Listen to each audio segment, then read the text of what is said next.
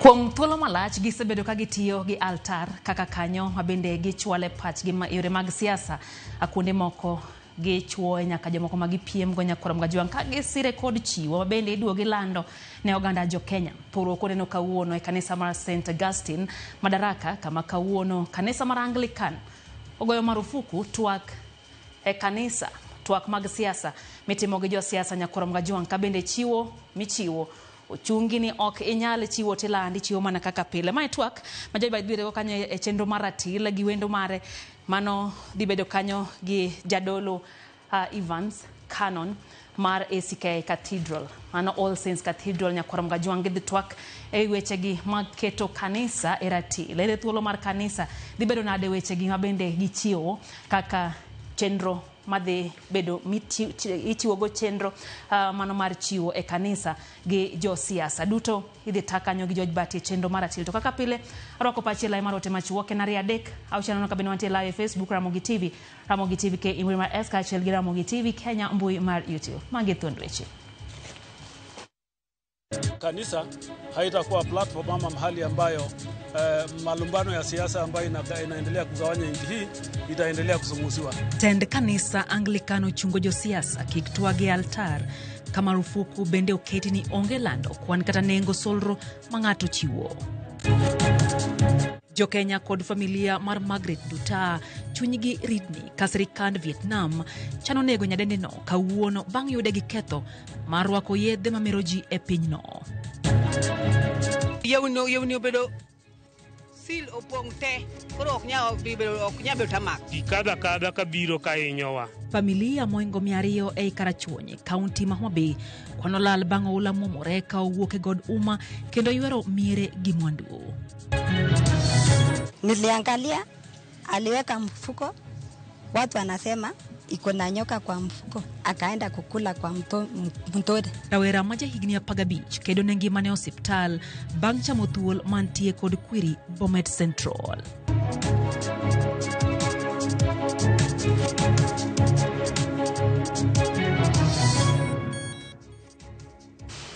Machiegni nyakoro mgajuang chenro en ratile rokamano kuom Ramogi TV kaka pile na nyisi ni pachi warwako lai marote machuo kariyo adek au channel no kabende wantie live kache Facebook Ramogi TV ke imbrima X kachel gi Ramogi TV Kenya mbui mar YouTube wange Belinda Phillips ma enjalo kumaro machiegni nyinga Lydia Okeyo.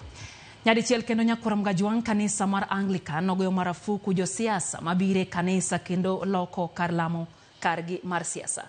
Bende gigolo lendo makumo landa yanga omenda mangato gole kanisa okang' ma ohinyo jo siasa mano chopo he kanisa mar St. Augustine ne ACK Madaraka kaore okoda ka jolja jatend piny manya chon Rigathi Gachagua kaka Walter Nyambaga kuro leronwa. Ekinde lamane obagi kanisa mar St. Augustine ACK badi Madaraka County ma Nairobi ka mane jotelo ma kanisa jo Kristo to kata mana jo siasa ne yude chimchuny ka ema jo siasa ma yudo thuolo magoyo siasa kendo bolo weche mag siasa ma chwo jok magipiem godo kinde ma omigi thuolo mar mosoji.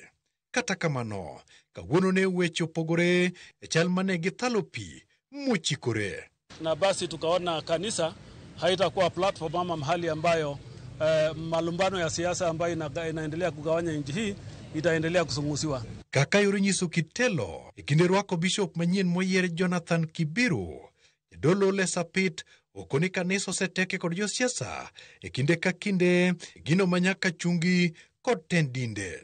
Hivyo ndivyo ingekuwa mambo ambayo inashughulikiwa na viongozi wetu badala ya maneno ya vyama ama migawanyiko zao, na ndio sababu tumesema basi kanisa hitakuwa jukwaa la kuendesha siasa hizo, na hii hailengi wale walikuja leo, tunasema kwa wote.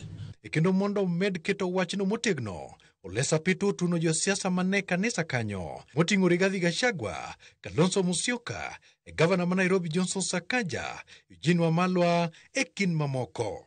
Rigathi Gachagua is with us.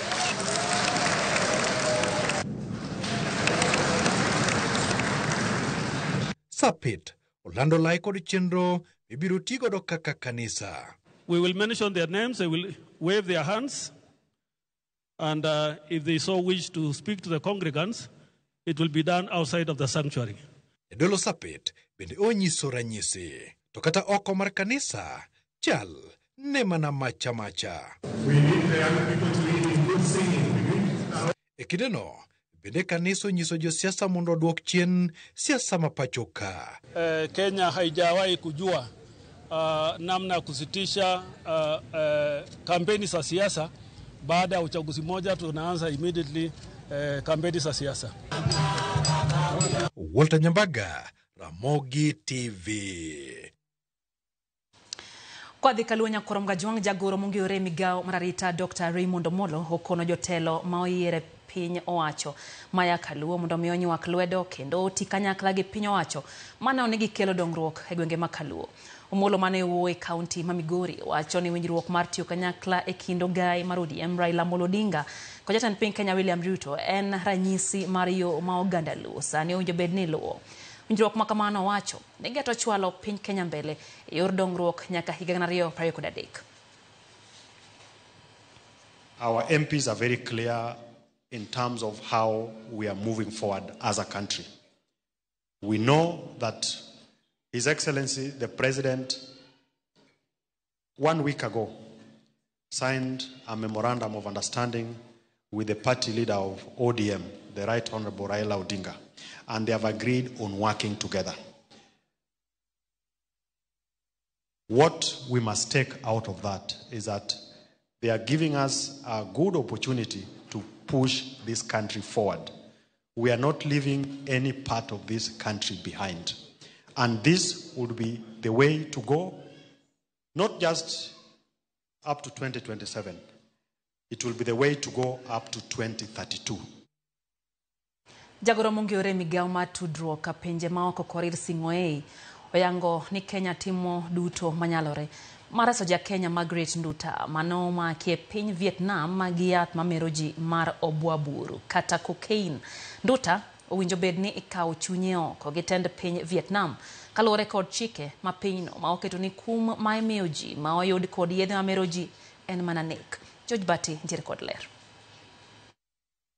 Kodong mana seche matin to ichiwo kum mar nek ne nyar Kenya Margaret Nduta Macharia manoyud kod yedhe mameroji kido mag obwaburu kata cocaine e piny Vietnam. Jo Kenya kokalo e mbui osundo sirikal mondo many kaka inyalo res nyadendino kendo gole lak tho. Kaluwore kod ma, jagoro mongirore migao mar tudruok pinje maoko Korir Sing'oei oyango ni Kenya temo duto manyalore mondo gires Nduta Macharia. Sing'oei okoni kata obedo ni buch Nduta ma en jegni 37 tek kendo yogajore kaluwore kod chike mag piny Vietnam. Isetudore kod jalup jatend migao mar tudruok pinje maoko ma Vietnam kendo gimanyo kaka inyalo res nyadendino. Kaluwore kod min Margaret Nduta, nyare mane owuok ni dhi manyo tich e pinje maoko ne omiyo osigo kod jal moro mondo terne miyo moro e piny Vietnam, kendo nyare ne kia gima ne osigo noting'o. Alipeo ni Njoroge akamwambia apelekee mama mwingine na akirudi ampatie kitu amrudishie. Leo akifika Vietnam akashikwa. Na hiyo ilikuanga mara yake ya kwanza kwenda, na unajua mtu akienda safari atoke hapa aende safari ambapo haezi jua ama nchi yenye hajui, kuna yale taratibu yenye anafaa kufuatia the routes naye hajui. E kinde ni makoro muoch kayo wuon nyodo, okwayo piny Kenya mondo res ne nyare kendo kaber to kele twe pachoka. Mimi amuomba munisaidie, muniletee huyo msichana huku, alafu mkitaka kumfuga mumfugie huku, mpeleke huku Kenya. Na muomba tu. Kakoro ngima Margaret Nduta nitie lwet sirikand piny Vietnam. Anyuola mare tero lemb geno ni kwayo mar sirikand piny Kenya inyalo winji mondo we thuolo nyargi kendo duoge pachoka. George Bati, Ramogi TV. Familia moingo 200 e location ma Koyugi e kar chung'od bura ma Karachuonyo kaunti ma Homa Bay kwanolal bang' oula mong'umore ka owuok e god Uma kendo kelo kethruok mar mwandu kaluwore gi koth maduong' manyo chwe gwengego. Aka jafwambo marwa e kaunti ma Homa Bay Ali Abich leronwa familia moko oula nodar e miechgi bang' utegi ruombore piny. E kinde ne makoth mapek igeno ni pod biro medo chwe kor gwenge mopogore pacho ka moko kuom jopiny osechako neno midhiero ma ikelo kod oula kaluwore kod koth madhi nyime gi chwe kor gwenge ma pacho ka. E location ma Koyugi ka chud bura ma Karachuonyo, familia moingo 200 nowito mwandugi mathoth ka moko bende odong' maonge kama ginyalo jote bang' koula mapek manomwomore kowuok e goduma kalo e miere mathoth e gwenge moko abiriyo alworano kendo weyo lal maduong'. Chuodho ma pod okwamo e miere buora kod yore madonjo e mierego eko kelo ranyisi mapek mar oula manowuok e goduma kendo weyo komuko ute mag familia moingo 70 ma sani koro jot e skund primar ma Kandiege ka familia buora bende nowito mwandugi e kinde masirano. Koth nomonjowa mapek kendo kodhno nokelonwa lal mathoth kaluwore gi oula. Nomuko utewa, jamni notho, gwen notho, utewa be nolwar makata kama nwadage onge. Nwatudre gi chief area chief marwa nokonyowa kendo kelowa nyaka kama wanyalo jote Kandiege Primary School ma wantie nyaka sanie. Nigi konywa kaka wanyalo geng'o wach mar oula ni. Yewni mang'eny osedinore mamiyo oula ni negowa ka pi oa malo northward kendo biro ka maonge gima nyalo geng'e. Pi noa malo gi speed oula Homa Hill. Homa Hill gi speed mamalo kech yewni obedo sil opong' te koro ok nya bedo tamakt. Koro gikunywa yewni mondo pi odhi. Moko kuom familia mano oula muomo miregi kendo sani koro jot e skund primar ma Kandiege wacho ni ne gitony tho matin nono e kinde masira mar oulano ma bende pod okelo buok maduong' e gwengego. Giywak ni sani koro onge kaka ginyalo konyore e kama koro gijoteno ka suna kod kech bende kayogi, gino ma koro miyo gibedo kod luoro mar gamo tuoche mopogore. Utegi nokethore te kendo dhok diel nodhi achiel kendo gwen nodhi. Nyithindo ne wahao mane wi pi mondo biwa ninde classes ka ne waneno ka ne wanindo gima notimowa suna nokawa jokama banda nodhi te ne onge gima ne jogi nyalo chamo gotieno. En mana kochopo gokinyi to wayudo mana jomoko momiyowa sukara kwota wachwako waonge kata gima wadhi chamo sani. Nyasaye koyie to timne jo government maber. Familia mane mwandugi okethore kinde masira mar oulano kwayo sirikal kaunti ma Homa Bay kod sirikal ma malo mondo yochwanlegi e konye kambi kama koro gi joteno kod manyo kaka inyalo bar wang'o oulano kik chak muom mieregi. Gimomiyo pi inyowa waonge gi yewni mageng'o pi. Da wan kod yewni mokuny mageng'o pi dikoro pi ok nyal monjowa kaka nomonjowa gi. Wakwayo sirikal koyie to gireswa gi gima wanyalo konyore godo. Mar ariyo, yewni odinore koro pi biro gi spidi man malo. Ndara ni plain koro ok geng' pi. Koro wan loka mar ndara pi kadha ka biro ka inyowa. Gigewa odhi mang'eny, moko ni manyo mane ichuodho, dhok otho, jamni otho gi gwen. Kandiege Primary ka wan matek kaka wakonyre onge kata gi nyithindo, gige umo onge, gige nindo onge, matrese omodho pi gi chiemo mwanyalo konyore godo. Alia Beach, Ramogi TV, Homa Bay. Kwa Homa Bay hateri Nyakach kama familia moro dong' gi midhiero e location Marang'ul Nyakach sub county bang' lweny muoche kindo wete ariyo kendo kelo tho. Geoffrey Okoth maja higni 32 nyowito ngimane kinde manye lwenyo muoche kinde gi owadgi moyange kaka Samson Anjejo bang' kane Geoffrey dwaro ng'eyo gima nomiyo otong'o yien more dalagi. Ne gichako duokore ka lweny nowuok e kindgi kendo gichako dhaw ka gitiyo gi ojalo mopaki. Wod Samson moyange kaka Zadok Otieno masani obila nosendhiyo nodonjore e lwenyno kendo chadho gi beti ma onego wadgi wuon mare no manoriko dhaw gi wuon. OCPD malwara no wacho ni rawera no noseresi e lwet jopiny manopong' gi mirima kendo sani odine tesendo bila ma Papo Nditi ka wuon mare to noringo de ka thietha ma Jaramogi Oginga Odinga Teaching and Referral Hospital.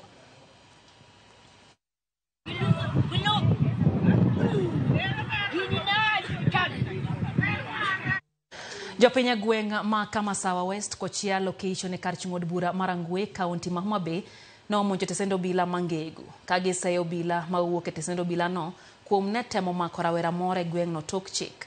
Obila tesendo bila Mangegu mane ni kod nyamburko ariyo no donje gweng' no mar mako rawerano. Kata kamano dwaro margi notore bang' jogweng' wuok oko kendo thiro dwaro mar gin go kakoro gise obila kuom we achije ma onego gimaki to rawera ma onge ketho ema ne gidwa mako. Jogweng' wacho ni nitie achije 3 madongo e gweng'no ma oolo gi gikuo e yor ang'enge ma obila winjo bed ni mako. Jopiny nochokore nyaka tend obila mangegu ka ginyiso ich wang' margi.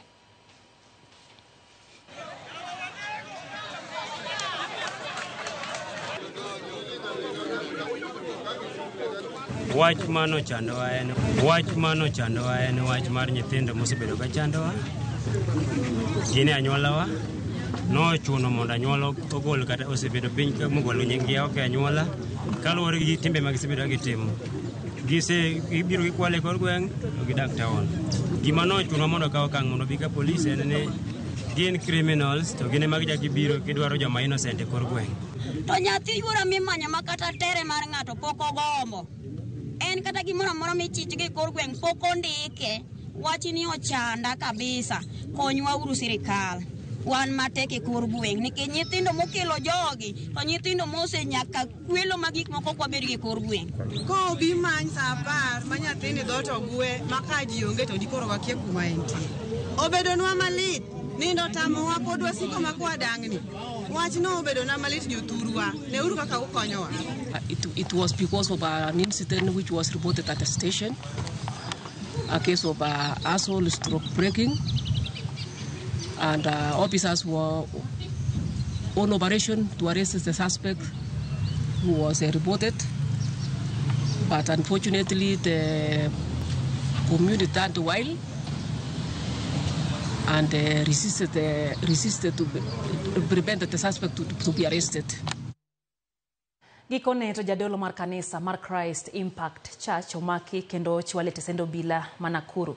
Jadolo no mosa yangi kaka Peter K. Odonjene kod ketho mar ratiro mar rowere machuo kod moko kuom jodolo. Abende tie kanisa mare. Akayudo monila rono ajumbe 2 mokalo. Jokanyo mag mbui ma TikTok no monjo kanisa ne ma Nairobi. Bang report wuok ni osebedo kote manjao ne chuo kod yawuoyi e yor achuna kokalo e kar oko maduong'. En odiochieng' maduong' ne yawuoyi kod chuo ma osebedo kamanyo ratiro maggi moko kuom higni 2 koro. Jadolo Peter K mar kanisa mar Christ Impact Church omaki jumbe 2 bang' johera mag TikTok e chenro ma otisi kaka TikTok kot Kenya monjo kendo ketho gik moko e kanisa ne bade ma Nairobi. Jadolo ni tudo kod timo ne chuanjao e yor bembo kokalo kuom kar oko maduong'. We received information through media that there was a prophet who had committed an offense of rape. We followed up the matter through our books and we found that we had a report that was reported here in May 2022. The suspect was today arrested at his residential home in Rohiro by officers under this command and will be arraigned in court tomorrow to face charges of rape and indecent act. E bath jadolo ni bende ne omaka chich machielo ma ichich goni gisebedo ka gitiyogo kanyakla e timanjao ni. Alongside the suspect was arrested one person who will be charged for conspiracy, a different conspiracy for the same. For the prophet is called Peter Kimondo Baragu. The other guy is called Gashoka Ezron Joroge. Higni 2 ma okalo, achich moro nogo report e tisendo bila Manakuru Central, kata kamano ratiro mare ne okoyudo. Kitu ambacho iliniamusha ni uchungu. Kama nimelala nikasikia uchungu sana, kuamuka kuangalia naona ni huyo Peter Baragu anafanya kitendo hicho nyuma yangu. Katendo bila Manakuru tokoni jadolo ni osebedo ka loko namba mar simu kod kuonde ma oyawi e kanisa kino ma osemiyo gi peke yude kuom higni 2. For the last 2 years, the prophet has been on run. What I've found out is that he's been changing locations, and that he's been changing locations and the phone number. That has made us difficult in tracing him within the 2 years. Jadolo ni biro chwalie doho odiochieng' makiny kod ketho mar timo time maganchao ne chuo e yor bembo kokalo e kar oko maduong'. Judith Omondi, Ramogi TV. Ekana pago chiko banga sachila midhiambo chendo enatil rokamana hinya kuom ketera mogi TV nyakora mgajuan kapo kwa kayomo kongarwa kopachi wagoe kodimba kaneni to inti para wako tenre kod weche makamage.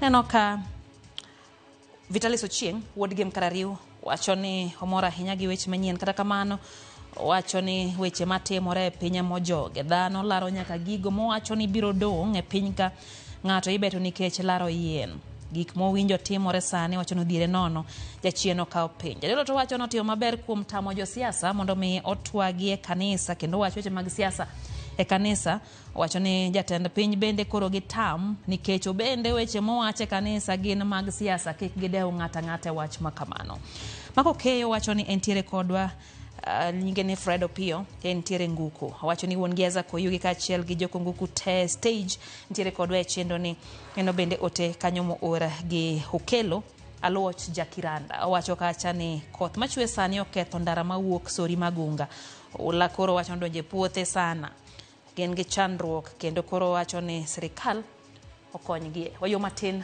maindratil kikidhi mabor.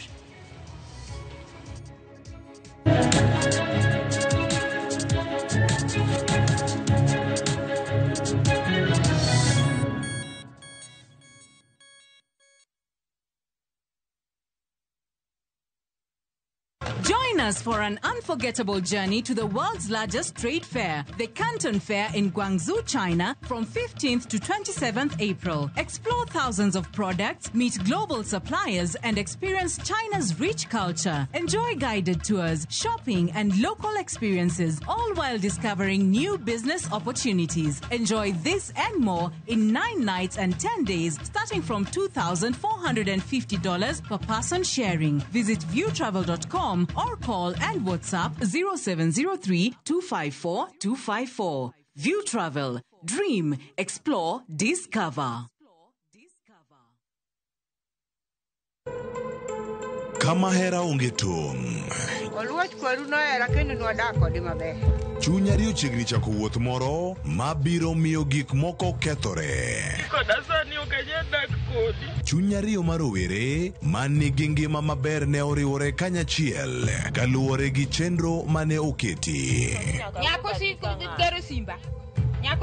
Kata kamano, e bwo hera mane gin godo, ne nitiere wach moro mopondo.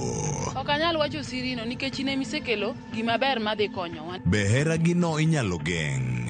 E Winam Cinema, Jumapil, saa 2:15 otieno, kod saa 4 otieno. Mana e Ramogi TV. The Smarter Bundle. Bundle imetosha. 30 GB monthly data. 400 minutes talk time to any network. 100% rudishiwa on Airtel Money transactions, bank to wallet, pay bills, and agent withdrawals. Subscribe to the Smarter Bundle today. Dial *544# or visit My Airtel app. Airtel Smarter Bundle. Browse, chat, call. Airtel Money. Airtel. A reason to imagine.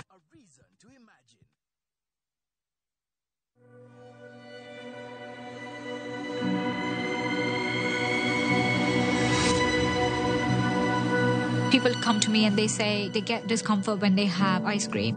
Can you imagine that? Avoiding having cold ice cream. Sensodyne gives you long-lasting protection against sensitivity. And people come in and they're like, oh, it works. I can have ice cream and I'm not in any discomfort. I recommend Sensodyne because it works. It's brilliant.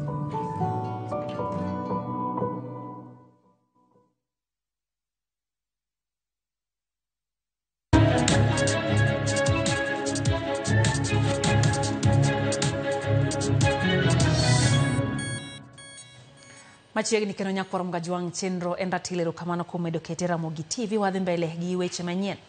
Rawera moro ma jahigni 15 dhi nyime kod yudo thieth e osiptal ma AIC Litein bang' chamo thuol manigi kwiri. Kaka Cynthia Onyango lero, min rawera no Emily Ruto wacho ni wuode no wuodho thuol no e ofuku kendo chame mabang'e no luwe e pi modho. Amos Kipto, rawera ma jahigni 15 kende mawuok e gweng' ma Chemogoch ei Bomet ma Masawa, en rawera masani lakteche rango ngimane machiegni ahinya. Kaluwore kod anyuola mare, Amos osebedo ka uso konga ndiwo e dho aora moro bang' weyo sikul kama odiochieng' manyoro ma en chieng' ngeso, joma osebedo ka okonyo e hand uso andiwo ne riko nego thuonda lum e dho aorano. Moko kuom joma ne nitiere e dho aora kanyo kata kamano, wachore no nyiso Amos ni nyalo bedo ni thuolno oorne mondo mae jonyiewo mar konge ma uso mar andiwo. Wach ma kama odonjo ne rawerani ma okawo thuolno kendo chako chamo aching' kapok otho tikli. Sasa alikuwa ameanzisha hiyo biashara ya kuuza chang'aa. Sasa baada ya alipouza chang'aa huko karibu na mtoni, wakaona nyoka. Sasa wenye walikuwa nausia chang'aa ndio aliua hiyo nyoka. Alafu baadaye huyu kijana akashika huyu nyoka. Sasa wengine wakatanganya, labda hii nyoka anatumwa kwaka ndio usipate wateja ya kuusia. Ndio huyu kijana alikasirika akashika nyoka mpaka nyumbani. Sasa alipofika nyumbani alikuwa ameficha nyoka. Sasa huyu mama yake alipoona kijana yake ameshika nyoka, ndio alianza kupiga nduru. Ndio watu wengi wa jirani wakasanyika huko nyumbani. Sasa nilipofika huko nikaambia nini shida, akasema ati hiyo kijana ya ndugu yako ameuma nyoka. Kaambia ni nyoka aina gani, ati ile green. Amos bange oringo nyaka dala kama oyude min gi Emil Ruto mawacho ni oneno wuode rando kachamo thunda lum ma bange olue pi modho ka ng'amo chamo chiemo manyasi. Niliangalia aliweka mfuko, watu wanasema iko na nyoka kwa mfuko. Nikasema hiyo ni uongo. Nikaona, nikasema madhe wacha nitoe, akadoa.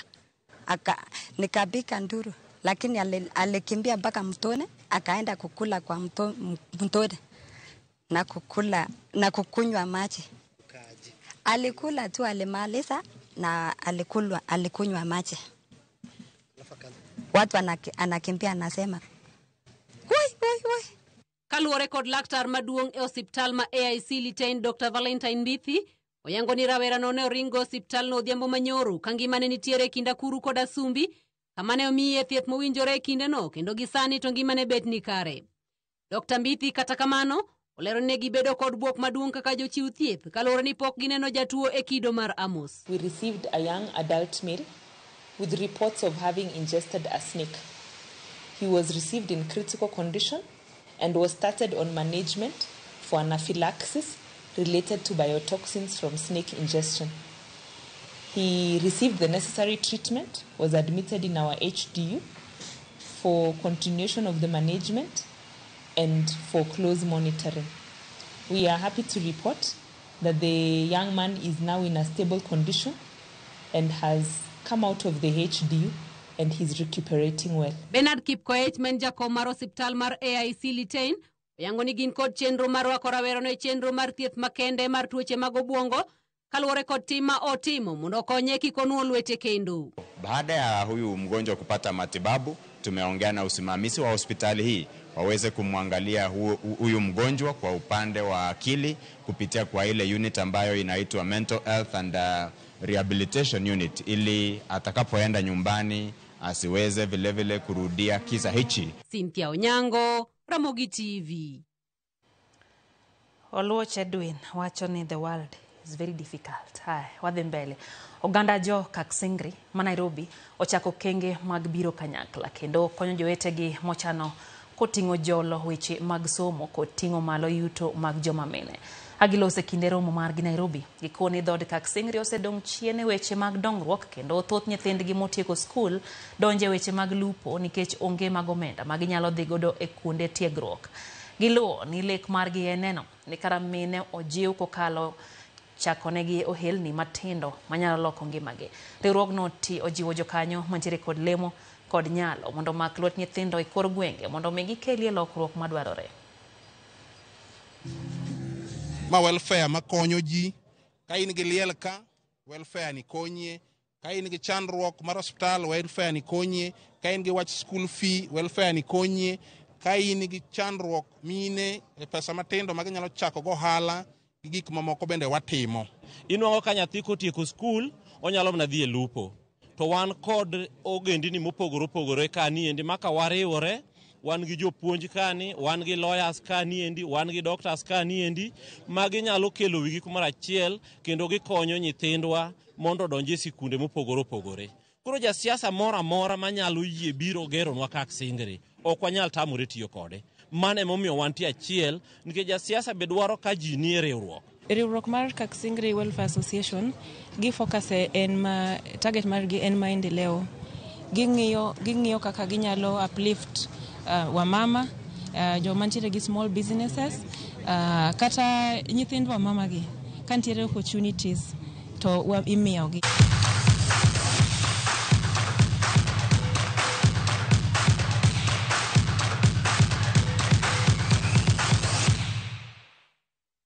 Moyo jotugo kamen 120 noyuoro e tielo mar ariyo mag tuke manyo otiko tuke mag pinje Afrika mano bagelap Naivasha Wrestling Arena.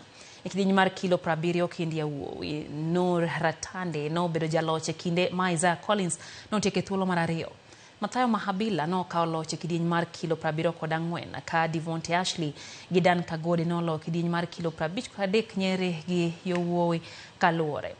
Jakom riwruok matao tuke mag men pachoka Anthony Kariuki kaachiel gi jagoro mare Eric Walucho olaro ne jotugo manotiyo maber biro ting'o nying Kenya e tuke mag pinje Afrika mibiro bagi e piny mar Morocco.